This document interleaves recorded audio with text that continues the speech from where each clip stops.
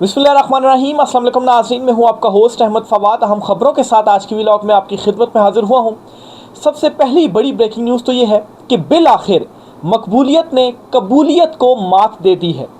वो मुक़तदरा जो ये कहती थी या किसी के ज़रिए पैगाम पहुंचाती थी कि इमरान खान मकबूल बेशक है लेकिन उन्हें हमारे यहाँ कबूलियत नहीं है इसलिए वो नहीं आ सकते, आज खुद इकरार कर रही है कि मकबूलियत ने हमारी कबूलियत को मात दे दी है और आज हमें मकबूलियत की ज़रूरत है, ऐसे लीडर की ज़रूरत है जो अवाम में मकबूल हो। अहम तीन तफसीलात आपके साथ में शेयर करूँगा और ये भी बताऊँगा कि ऐसा लीडर तो सिर्फ एक ही है और वो है इमरान खान। क्या बड़ी तब्दीली होने जा रही है, अहम तीन तफसीलात हैं। दूसरी इंपॉर्टेंट खबर यह है कि अचानक बड़े पैमाने पर फ़ौज में तब्दीली होती है और 6 नए जर्नलों की जो तैनाती है ना वो होती है। ये तैनाती कौन करता है, इसका मकसद क्या है और अचानक से ये जो तैनातियाँ हैं ये क्यों होती हैं, अहम तीन तफसीलात इस पर भी मैं आपका शेयर करूँगा। और साथ साथ आपको ये ख़बर भी दूँगा कि 2029 तक आबनाए हरमूज़ पर स्पेशली अमेरिका से कोई जो मुज़ाकरात हैं वो नहीं होंगे, ये ईरान ने ऐलान कर दिया है। अब अमेरिका के पास माँ सिवाय इसके अलावा कोई ऑप्शन बाकी नहीं रहा कि वो दुम दबाकर अपना बोरिया बिस्तरा समेटें और यहाँ से भागें। इस पर भी तफसीलात आपसे शेयर करूँगा। आगे चलते हुए एक और बड़ी ब्रेकिंग न्यूज़ आपको देनी है कि सुहेल आफरीदी को आखिर जो थपकी है ना वो किसने दी है। सुहेल आफरीदी अचानक से सेक्टर कमांडर का नाम भी लेते हैं कि वो मुझे धमकियाँ दे रहे हैं, फिर वो आर्मी चीफ़ का भी नाम लेते हैं कि अगर इमरान खान साहब को कुछ हुआ तो उन पर जिम्मेदारी आयद होगी, और साथ वो ये भी कहते हैं कि हर उस बंदे पर जिम्मेदारी आयद होगी जो इमरान खान साहब को ये फैसिलिटीज़ दे सकता था, इलाज मालजे की, उसके ऊपर जिम्मेदारी जो है वो आयद होगी। तो सुहेल आफरीदी अचानक से ये बातें क्यों कर रहे हैं, क्या उन्हें किसी ने थपकी दी है, इस पर भी 2-3 इंपॉर्टेंट एंगल्स हैं जो मैंने आज की व्लॉग में आपसे डिस्कस करने हैं। और फिर अलीमा खान साहिबा भी खामोश हैं। इतना सब कुछ हो गया, सुहेल आफरीदी ने गारंटी तक दे दी अलीमा खान साहिबा की, लेकिन वो खामोश हैं। तो उनकी खामोशी का क्या मतलब ये है कि वाकई अलीमा खान साहबा ने सुहेल आफरीदी से कहा कि ठीक है मैं आप गारंटी दे रही हूँ कि मैं कोई गुफ्तगू नहीं करूँगी, आप जाकर इस्टेब्लिशमेंट से बातचीत करो और मुलाकातें बहाल और इमरान खान साहब को जो इलाज है वो हो। इस पर भी इंपॉर्टेंट डेवलपमेंट्स हुई हैं, वो भी आज की व्लॉग में आपके साथ में शेयर करूँगा। सबसे पहली बड़ी ब्रेकिंग न्यूज़ तो आपके साथ में शेयर करता हूँ, बल्कि जो आगाज़ है ना वो यहीं से करता हूँ कि क्या सुहेल आफरीदी साहब जो है उन्हें किसी का आशीर्वाद या किसी की थपकी मिली है। और इसके लिए जी मैं 4 मुख्तलिफ एंगल्स हैं जो कि आपके साथ डिस्कस करना चाहता हूँ। नंबर 1 एंगल, ये शफ़क़ात चौधरी हैं जी, ये भी जर्नलिस्ट हैं और इनकी जानिब से बुनियादी तौर पर ये जो तहरीर है वो लिखी गई है। बहरहाल ये क्या कहते हैं, ये लिखते हैं कि सुहेल आफरीदी का अचानक वाज़े मौक़िफ़ लेना और साथ ही हामिद मीर और वसीम बादामी जैसे लोगों के साथ इंटरव्यू होना और नशर हो जाना इतना सीधा मामला हरगिज़ नहीं है। जिन लोगों ने मेरा लास्ट व्लॉग देखा है ना उनको मालूम होगा कि यही एंगल मैंने लास्ट व्लॉग में भी आपके साथ में शेयर कर चुका हूँ। मेरा भी यही अंदाज़ा है, मेरी भी यही सोच है कि अचानक से सुहेल आफरीदी का इतना वाज़े मौक़िफ़ लेना, इससे पहले तो ये उन्होंने नहीं लिया कभी, और फिर उसके बाद 2 इंटरव्यूज़ उनके हो जाने और फिर टीवी पर नशर भी हो जाने और उसमें भी वो कुछ सख्त बातें भी करते हैं। और ज़ाहिर सी बात है अगर नशर हुए इंटरव्यूज़ तो वैसे नहीं हुए, किसी की इजाज़त से हुए हैं, तो फिर वहाँ से जो इजाज़त है वो क्यों मिली है। वो अगर इस चीज़ को हम देखें तो ऐसा महसूस होता है कि शायद सुहेल आफरीदी साहब को कोई थपकी हुई है, लेकिन ये सिर्फ एक एंगल है। अब दूसरा एंगल सुनिए क्या है। पहली राय ये हो सकती है कि फ़ौज अपने इत्तेहादियों को छोड़ना चाहती है, इसलिए वज़ीर आला KP को रिलीफ दे रही है, लेकिन ऐसा होता तो सेक्टर कमांडर सुहेल आफरीदी को धमकी ना देता। यानी कि अगर मुक़तदरा जो है वो अगर थपकी दे रही है सुहेल आफरीदी को, तो फिर सुहेल आफरीदी ने सेक्टर कमांडर का जो नाम है वो क्यों जो है वो लिया, ये भी अब दूसरा एंगल है। तो फिर इससे ये वाज़ेह होता है कि शायद ऐसा नहीं है। अब इसका तीसरा एंगल सुनिए। दूसरी राय ये हो सकती है कि सुहेल आफरीदी का अचानक आर्मी चीफ और चीफ जस्टिस को जिम्मेदार ठहराना एक एडजस्टमेंट है जिसके तहत इन्हें अपना इमेज ठीक करने की इजाज़त दी गई हो। ये भी हो सकता है। हमने मौलाना फजल रहमान जो है उनकी शक्ल में जो है वो ये चीज़ें देखी भी, अचानक से मुतहरिक होते हैं, एकदम से जो है वो स्टेटमेंट दे देते हैं मुखालफत में, और फिर उसके बाद उनके अगेंस्ट कोई एक्शन भी नहीं होता, लेकिन उनकी इमेज जो है वो इतनी बेहतर हो जाती है कि देखिए मौलाना साहब ने ये जो स्टेटमेंट है वो दे दी और उनको जो है वो कोई टच नहीं कर सकता है। तो हो सकता है कि सुहेल आफरीदी जिनके ऊपर मुसलसल ये प्रेशर बढ़ता जा रहा था कारकुनान का कि आपने कॉल देनी है, और आप भी अली अमीन गंडापुर बनते जा रहे हैं। अब उनके पास ऑप्शन क्या था, क्योंकि वो अपनी जो पब्लिक की हिमायत थी वो खोते जा रहे थे। तो फिर एक ये भी हो सकता है कि उन्होंने ये नाम लिए, अब इससे क्या है, ज़रा थोड़ा सेंटिमेंट्स मिलाए जाएँ, अपने साथ पब्लिक को मिलाया जाए। तीसरा एंगल ये है, ये भी हो सकता है। और अगर इस चीज़ को देखा जाए तो फिर वाकई ये ऐसा महसूस होने लगता है जी कि वाकई कोई जो थपकी है वो है। अच्छा, अब चौथा एंगल सुनिए। एक और राय है कि सुहेल अफरीदी ने मजबूत स्टैंड लेने का फैसला कर लिया है, मगर ऐसे में इनके हामिद मीर और वसीम बादामी से इंटरव्यू नशर होना हजम नहीं हो रहा। मैं केड़े पासे जावा। तो अब ये चौथा वो है जी। अच्छा, चौथे में ये है कि सुहेल अफरीदी ने वाकई मजबूत स्टैंड ले लिया है, लेकिन अगर उन्होंने वाकई मजबूत स्टैंड ले लिया, कोई थपकी नहीं है, तो फिर उनके इंटरव्यू नशर हो जाना ये बात इतनी सादा नहीं है। तो ये चार मुख्तलिफ एंगल्स राय मैंने आपके साथ शेयर की हैं, ज़ाहिर सी बात है मुख्तलिफ है। अब मैं इस पर क्या सोचता हूँ, मुझे क्या महसूस होता है, वो मैं आपको बताता हूँ। जो ये जो चौथी राय दी गई है ना, जिसमें ये कहा गया है कि सुहेल अफरीदी ने स्टैंड लिया है, इसका यहाँ तक का जो पार्ट है, मुझे लगता है ऐसा होगा, जहाँ तक उनके इंटरव्यूज़ की बात है, तो मुझे ऐसा लगता है कि ये शायद पीपल्स पार्टी जो कि इस वक्त सूबों के मामले पर अड़ी हुई है, और नून लीग के अंदर मोहसिन नकवी ने जो स्टेटमेंट दिए ना, उस पर अभी भी गुस्सा है।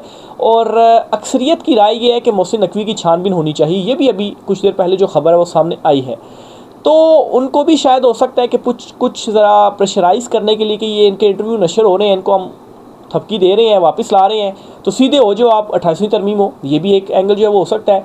लेकिन मुझे ज़्यादा मजबूत ये लगता है कि सुहेल अफरीदी ने वाकई कोई स्टैंड लिया होगा, और इसकी वजह एक ये होगी कि प्रेशर उनके ऊपर मुसलसल बनता जा रहा था। और इमरान खान साहब की सेहत वाला जो मामला है ना, पिछले 8-10 दिन से जो उठ रहा है, अब सेहत को लेकर अगर आप किसी तरह से खामोश रहते हैं, तो कल को अगर कुछ हो जाता है तो आपके साथ बेशक मुक़तदरा भी क्यों ना हो, आपकी सियासत और फॉर्म 47 तो पक्के गए।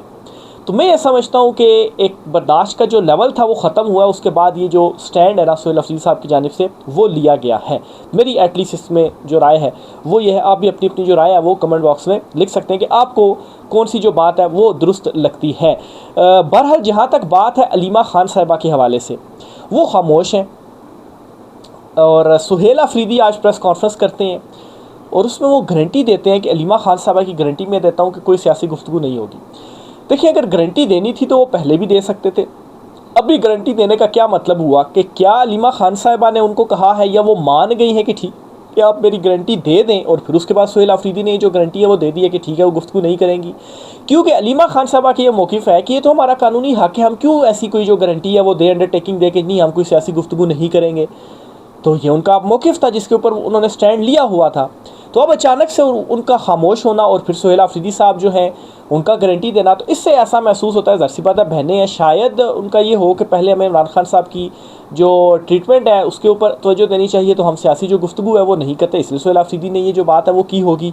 पर खामोशी का मतलब, और चूँकि अब आप फिर दूसरी तरफ देखें ना कि खामोशी भी हो गई है, तो मामलात इतना सादा नहीं हैं। बहरहाल सुहेल अफरीदी ने सुप्रीम कोर्ट सुबह कल की जो कॉल है वो दे दी है 11 अगस्त की तमाम पार्लियामेंटेरियंस को। 300 के करीब तो हैं पीटीआई के पार्लियामेंटेरियंस, यानी कि सेनेटर्स और कौमी असम्बली के और एमपीए वगैरह। तो अगर ये आ जाते हैं तो अच्छा पावर शो जो है वो सुप्रीम कोर्ट के बाहर किया जा सकता है। तो देखें कल क्या होता है, उस पर भी आपको अपडेट करूँगा। दूसरी खबर ये है कि एस्टेब्लिशमेंट की जो कबूलियत वाला एक बयानिया था ना, वो तो पिट चुका है, और इमरान खान की मकबूलियत ने कबूलियत को मात दे दी है।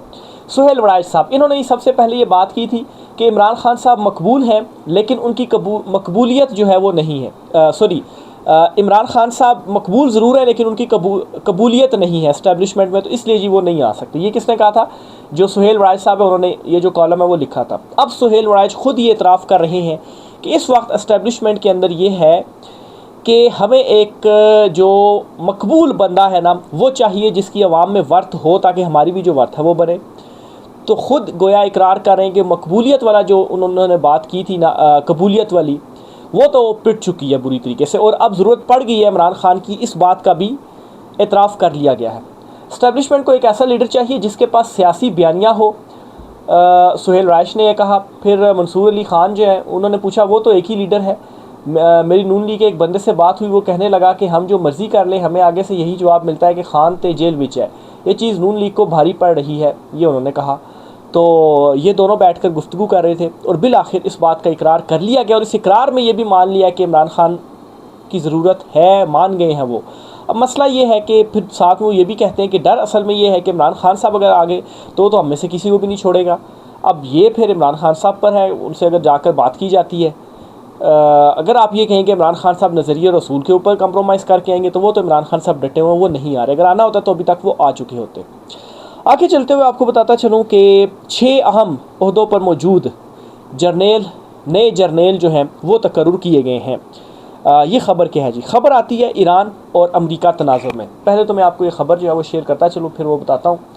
ईरान के supreme leader Ayatollah Syed Mojtaba Hosseini Khamenei ने आज आला अस्करी क़यादत में 6 अहम तकर्रियाँ कर दी हैं। अब ये जी जनरल अहमद वहीदी हैं, इन्हें सरबराह लगाया गया है IRGC का। जनरल अली हैं, ये हैं जी चीफ़ ऑफ जनरल स्टाफ। फिर इसके अलावा जनरल हैदरी हैं, इन्हें deputy chief of general staff admiral Ali हैं। फिर इसके अलावा मज़ीद जो है वो नेवल चीफ़ अलामा हुसैन हैं। फिर इसके अलावा जनरल मुस्तफ़ा हैं, ये भी इसी तरह डिप्टी चीफ़ वगैरह। तो ये 6 बड़े ओहदों के ऊपर जो नई तकर्रियाँ हैं ना वो की गई हैं। अब नाज़रीन इसमें ट्विस्ट क्या है, इस तकर्रियों के हवाले से आप देख रहे होंगे। एक तो नाज़रीन जो इस वक्त मौजूदा सूरत हाल ईरान अमेरिका की बन गई है, उस तनाजुर में ये जो तकर्रियाँ हैं वो की गई हैं। इस पर मैं ज़रा ख़बर आपके सामने लेता चलूँ। ये ख़बर ये है कि ईरान और यमन ने फ़ैसला किया है कि 2029 तक अमेरिका से कोई मुज़ाकरात नहीं होंगे, सिर्फ जंग होगी। अब नाए हरमुज़ और बाबुल मंदीब दोनों बंद रहेंगे। ये जी एक अब जो बड़ी डेवलपमेंट है वो सामने आ रही है। अमेरिका दूसरी तरफ पहले तो कहता है जी मैं हमला करूँगा, फिर कहता है मैं मुज़ाकरात करूँगा, लेकिन ना वो हमला कर पा रहा है और ना ही वो जो मुज़ाकरात है वो हो रहे हैं। तो अमेरिका के पास अब और कोई ऑप्शन नहीं रहा मासवा इसके कि वो इस खित्ते से निकले। अब नाज़रीन पिछले दिनों पाकिस्तान, सऊदीया और तुर्की के दरमियान एक जो एग्रीमेंट है वो होता है दिफाई एग्रीमेंट के हवाले से।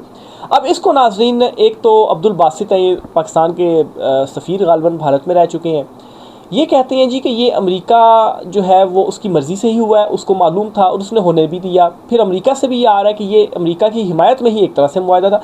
बहरहाल ये मुख्तलिफ जो एंगल्स हैं, जो तज्ज़िये वो पेश किए जा रहे हैं। अब ख़बर यह है कि इन तीनों ममालिक का ये मुआहदा करने का मतलब ये हुआ कि अगर ईरान सऊदीया पर हमला करता है तो फिर ज़ाहिर सी बात है इन दोनों ममालिक पर भी तसव्वुर होगा। लेकिन इस मुआहदे के बाद तुर्की ये कहता है कि हमारे इस मुआहदे को किसी मुल्क के ख़िलाफ़ ना समझा जाए, यानी कि उससे ये तासुब मिल रहा है। वो ईरान को कह रहा है कि आप ये ना समझें कि आपके ख़िलाफ़ जो है वो होगा। ज़ाहिर सी बात है ईरान फिर ये कहेगा कि अगर आपके मुल्क से हमारे मुल्क के आपकी मुल्क की सरज़मीन पर अमरीकी अड्डे जो है वहाँ से हम पर हमला होता है तो फिर हम करेंगे। तो उसमें तुर्की क्लैरिफाई कर रहा है कि नहीं यार, फिर तो ज़ाहिर सी बात है ऐसा तो नहीं है कि हम आपके ऊपर हमला करेंगे, ये चीज़ भी नहीं होनी जो है वो चाहिए। तो फिर तुर्की इस मुआहदे में क्यों आया, ये भी फिर एक जो है वो जेन्युइन सवाल है। तो इस पर जी ये एक तोजी पेश की जा रही है कि तुर्की को ज़रा इन दिनों उनकी फ़ाइनेंशियल इकॉनमी जो है वो ज़रा ठीक नहीं है, तो उनको ज़रा सपोर्ट चाहिए थी। हो सकता है ये जो रीज़न है वो हो, या एक ये भी हो सकता है इस तरह के मैं वो सुन रहा था किसी का क्लिप, वो पाकिस्तान के साफ़ी हैं, मैं नाम उनका भूल गया। बहरहाल वो ये दावा कर रहे थे कि बाज़ औक़ात इस तरह के जो मुआहदे होते हैं वो कागज़ी भी होते हैं किसी को दिखाने के लिए। अब अमेरिका की एक ये साजिश तो है नेतन्याहू के साथ मिलकर कि हम इस जंग में से माइनस हो जाए और ये ख़ित्ता आपस में लड़ता रहे। ज़ाहिर सी बात है उस तनाज़ुर में अगर मतलब है कि अमेरिका अगर इस तरह सोच रहा है कि चले इन तीनों के मुआहदे करा देते हैं, एक पर हमला होगा तो तीनों लड़ पड़ेंगे, फिर वो भी लड़ पड़ेगा, तो हम माइनस बीच में हो जाएंगे। तो हो सकता है कि आर्जी तौर पर एक धूल झोंकने के लिए कि ठीक है हमने मुआहदा कर लिया, लेकिन बाद में कोई ऐसी चीज़ तो होगी ही नहीं, क्योंकि ना यहाँ से ईरान पर हमले होंगे ना ईरान हम पर हमला जो है वो करेगा। भी ऐसा क्यों हो? फिर पाकिस्तान तो सालसी का रोल पीछे प्ले जो है वो कर चुका है। सऊदीया जो है वो पहले इस जंग में नहीं कूदा। फिर कतर और UAE जो थे जो कि पहले इंटर हुए लेकिन बाद में वो खुद पीछे हो गए, पीछे रह के बहरीन और कुवैत, वो दोनों जो है वो आपके साथ खड़े हुए, लेकिन उनका भी अच्छा खासा जो नुकसान है वो हो गया। तो ये जियो पॉलिटिक्स है, आलमी जो ये पॉलिटिक्स है ना, इसमें भी ये बड़ी बड़ी गेमें जो है वो हो रही होती हैं, ख़बरें आ रही होती है। ठीक है मुआहदा भी हो गया, लेकिन अब उस मुआहदे की अब आप ये देखें इस मुआहदे की जो डिटेल्स हैं वो भी तो सामने नहीं आई, किन शराइत पर मुआहदा हुआ, क्या ये मुआहदा हुआ। अगर वो आ जाती तो फिर भी मामला जो है वो क्लियर हो जाता। लेकिन खैर ये मुख्तलिफ एंगल्स हैं जो मैं आपके सामने तज्ज़िये के तौर पर रख रहा हूँ कि ये चीज़ें मुमकिन तौर पर हो सकती हैं और इस तरह से जो है वो सोचा जा सकता है। तो बहरहाल अमेरिका के पास ज़ाहिर सी बात है ये जो साजिश है, बज़ाहिर मुझे तो ऐसा लगता है कि वो इसमें भी नाकाम होगा, आपस में नहीं लड़वा पाएगा। और अगर वो नहीं लड़वा पाता इस खित्ते से भी उसे निकलना पड़ेगा। ईरान शायद ये भांप चुका है और वो कहता है जी कि 2029 तक तो हम नहीं करेंगे, और ईरान ने फिर इस ख्वाहिश का भी इजहार कर दिया कि हम भी इस मुआहदे में आते हैं।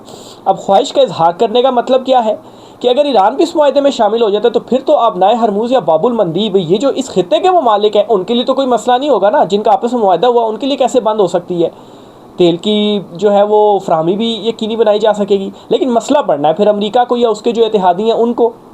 तो अब अमेरिका ये फंसा हुआ कि अब मैं क्या करूं, अगर बड़ा हमला करके यहाँ से निकलता तो बड़ा हमला मैं कहाँ से करूंगा, इतना बड़ा हमला क्या करने दिया जाएगा।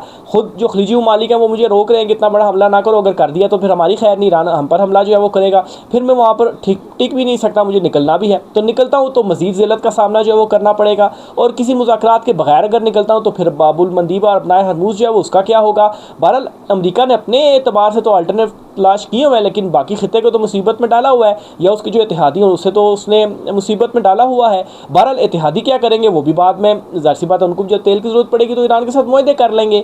तो अल्टीमेटली नुकसान अमेरिका का इस तरह से होगा कि जैसे पहले भी जो नेटो इत्तेहाद था वो पारा पारा हुआ, फिर उसके बाद मज़ीद कुछ जो डीले शिले थी वो हुई, तो उसके ऊपर फिर से जो इफेक्ट है वो पड़ सकता है। ऑलरेडी खित्ते के अंदर जो चीन है वो बड़ी एक ताकत बैठा हुआ जो कि अमेरिका को टक्कर दे रहा है। अगली जो आलमी जो सुपर पावर है उसके लिए वो मतलब है कि उसी को करार दिया जाता है, अमेरिका को जो है वो ज़वाल प्रतीक करार जो है वो दिया जाता है। तो ये इस वक्त कुछ जो आलमी मंजरनामा है वो बन रहा है। तो बहरहाल साथ ही ये कुछ जो तब्दीलियाँ वो होती हैं ईरान की फ़ौज में, और फिर जो सुप्रीम लीडर हैं मुश्तबा खामनाई, बड़े अरसे के बाद उनकी कल जो एक वीडियो है ना वो सामने ही, मैं उस पर भी करना कुछ गुफ्तगू करना चाहता हूँ, कल के व्लॉग में मैं नहीं कर सका। अच्छा, एक तो उनका वो सामने आ गई वीडियो, इससे तो तस्दीक होगी कि जो ये कह रहे थे कि वो अब नहीं रहे तो वो ज़िंदा है, ये तस्दीक तो हो गई है, उनकी वीडियो जो है वो सामने आ गई है। दूसरा ये बात कंफर्म हो गई है कि वो ज़ख्मी ज़रूर हुए थे, लेकिन अब उनकी जो हालत है वो ठीक है, वो चेहरे से और बाकी ठीक लग रहे थे। अलबत्ता एक चीज़ है कि एक एंगल से सिर्फ उनकी जो वीडियो है वो बनाई गई है, और वो मूवमेंट भी सिर्फ एक ही हाथ की कर रहे थे, एक हाथ उन्होंने रखा हुआ था। तो इससे ये शक पड़ता है कि अभी उनकी जो एक साइड ज़ख्मी हुई है वो अभी भी ज़ख्मी है, वहाँ पर जो मूवमेंट है वो शायद उस तरह से वो नहीं कर पा रहे। बहरहाल ये एक वीडियो सामने जिससे एक पैगाम दे दिया गया कि ये हमारे सुप्रीम लीडर है, ये जो तब्दीलियाँ वो हो रही हैं, और ये पैगाम भी दिया गया कि हम डटे हुए हैं। मैं समझता हूँ कि इस वीडियो से पैगाम दिया गया है। तो ये जी आज कुछ आम तफसीलात थी, इस वाले से मज़ीद जो भी चीज़ें होती हैं आपसे शेयर करते रहेंगे। अच्छा, आखिर में वो सेक्टर कमांडर का भी बताता चलूँ कि सुहेल आफरीदी साहब ने बुनियादी तौर पर उनकी गुफ्तगू हो रही थी साफ़ियों से, और उस गुफ्तगू में जब उनसे पूछा गया जी कि आपको किसने कहा है कि अगर आपने लॉन्ग मार्च का ऐलान किया तो 5 दिन में नाहल कर दिया जाएगा, तो तब उन्होंने कहा जी कि सेक्टर कमांडर ने कहा। तो ये अब ज़ाहिर बात है सुहेल आफरीदी एक CM है, एक सूबे के CM है, अब उन्होंने ये स्टेटमेंट दी है तो इसे लाइट भी तो नहीं लिया जा सकता। हालांकि ये नाम लेना सेक्टर कमांडर का, अब सेक्टर कमांडर भी एक बड़ा ओहदा होता है, उनके हवाले से भी इस तरह की जो बात है कैसे की जा सकती है, लेकिन सुहेल आफरीदी ये बात करें तो इंपॉर्टेंट भी है कि आखिर उन्होंने इस तरह से क्यों जो है वो कहा। तो ये जी कुछ आम तीन तफसीलात थी। बहरहाल उन्होंने ऐलान कर दिया है 5 दिन, मतलब कुछ दिन भी गुजर गए हैं, वो अभी तक खैर ओहदे के ऊपर ही हैं। राय का साथ कीजिएगा। आज की व्लॉग से इतना ही, इजाज़त दीजिए, अल्लाह हाफ़िज़।